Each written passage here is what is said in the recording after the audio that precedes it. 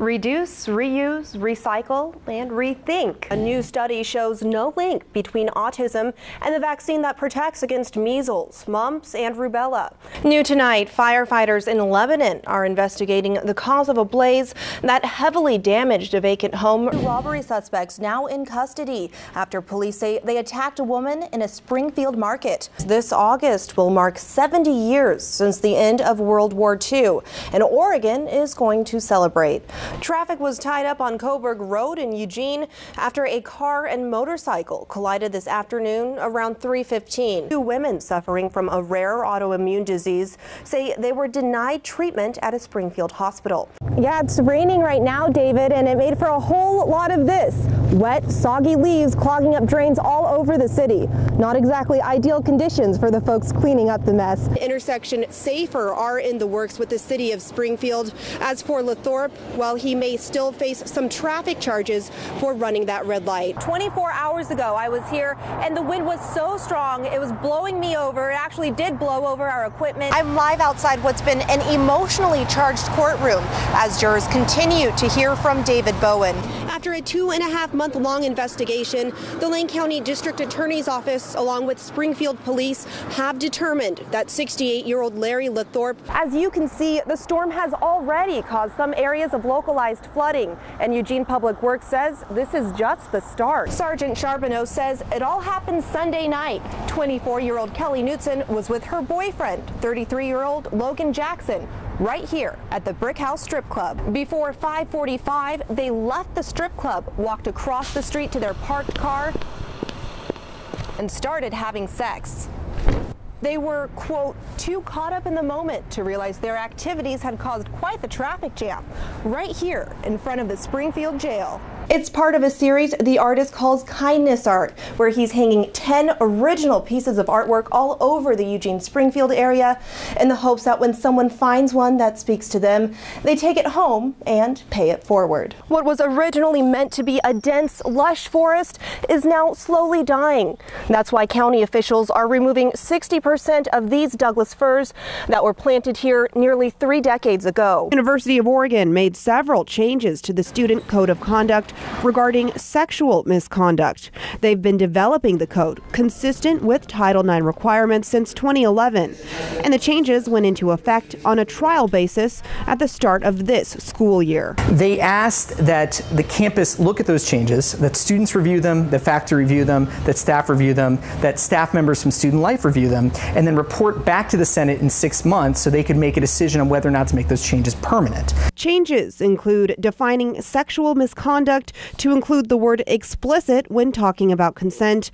Moving forward, that we're going to have these permanent changes in place. Sandy Weintraub, director of the university's Student Conduct and Community Standards Office, says they also made changes to who hears conduct cases. Either side can now appeal, and those appeals go directly to the vice president for Student Life at the university instead of an appeals board which consisted of students. Part of the reason that was changed was it took students away from that decision-making process in very sensitive situations, specifically those involving sexual misconduct. Weintraub says the changes are designed to make the system more fair across the board. Specifically, it ensures that there are advisors available for either side. It ensures that both the complainant and the respondent are able to review documents and participate in the hearing at the same level.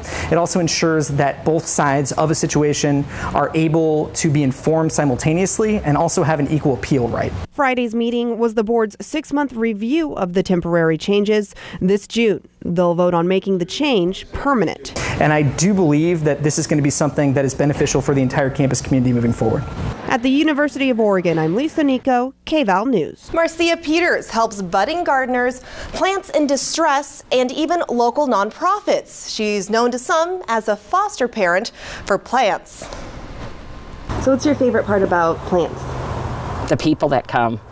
Pierce Street Gardens. It's an oasis hidden in an otherwise average neighborhood, nestled about a block away from the chaotic intersection of 18th and Chambers. So it's a really nice neighborhood addition. Yellow wax beans, edamame beans. In the late 1990s, Marcia Peters lost her job and was looking for another one when her passion grew into a career. Somebody gave me a plant and said, here, why don't you try selling this and make a little money that way? And I thought, wow, maybe I should start rescuing plants. Edible plants, air plants, cacti, and even living rocks? Yep. Marcia Peters helps plants of all sorts find a home. Plants that were otherwise destined for the landfill or the compost heap. And I replanted them, turned around and sold them. I love Marcia. She's a great person. That's how she met Mary Jo Jenkins. Now 90 years old, Peters rescued Jenkins' plants when tending to her garden got to be too much. I like being a gardener. I wouldn't want to give it up, and thanks to Marcia, I don't have to. I get to play with her. And as of July, Peters will become a foster parent to more than just plants. A young boy is moving to her home so he can be closer to his nearby grandmother. It makes the business being here and his coming to live here actually a good fit, because then when he comes back from school, I'm here, and so it makes it a good fit. I'm here for the duration. You can catch Peters at Mount Pisgah Arboretum's Wildflower Festival. It's this Sunday from 10 to 5 for plants, crafts, music, and more. Suggested donation, $8. Reporting for KVAL News, I'm Lisa Nico. The people photographed in these pictures seem to be very outdoorsy, climbing, hiking, even just hanging with family. This lost camera documents it all. Backyard barbecues, mountain climbing, hiking the Obsidian Trail, lounging by the Willamette. Memories, moments frozen in time, gone in a flash. The man who found the camera is from Bend. He wouldn't let me record the phone call, but says the camera looks something like this. It's a Sony Cybershot with over 650 pictures on it from all around Oregon. The finder believes this man is the owner. He says the man took dozens of selfies with the camera, which is why he thinks the camera belongs to him.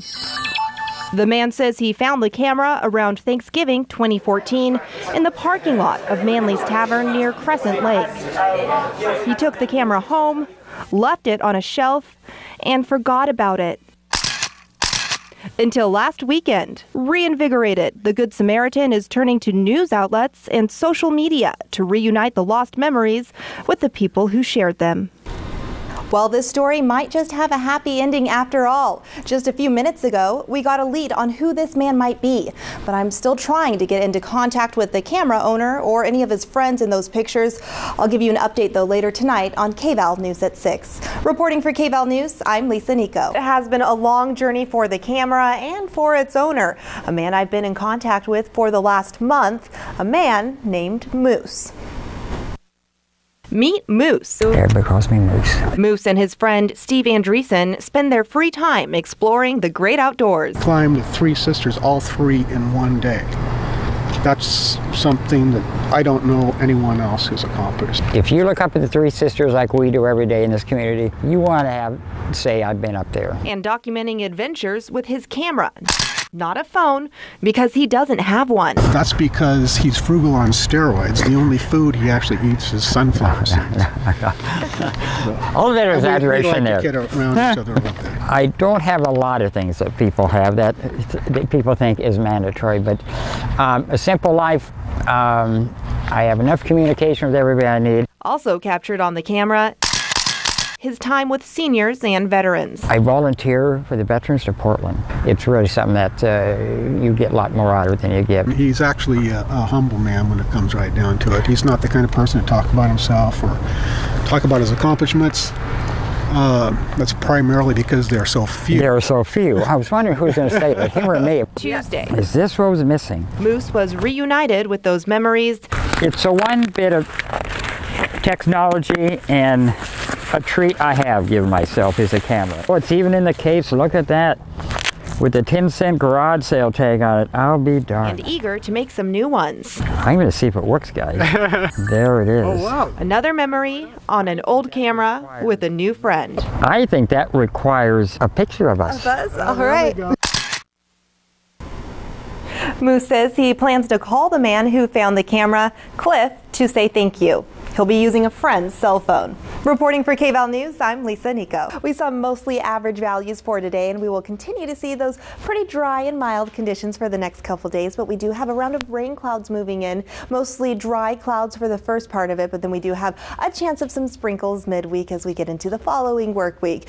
And we did see a few sprinkles in the valley and even more out on the coast. We can expect to see more of those sprinkles fall throughout the day tonight, but then we do have a brief break and sunshine and warmer weather is expected for your Sunday. More rain clouds and raindrops. Along with raindrops comes a drop in the temperatures as well. So why are we seeing these conditions? We have this area of high pressure. That's what's been responsible for giving us those clear skies and very warm temperatures, well above average temperatures for your weekend. But say goodbye to that because we're going to be back to our seasonal values for the remainder of the week. Take a look at the satellite and radar composite. You can see we do still have those residual sprinkles falling, and those will continue to fall throughout the day and into about midnight. Good morning, and thank you for joining us on this Wednesday, April 22nd, 2015.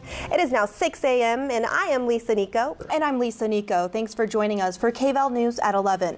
Our top story tonight,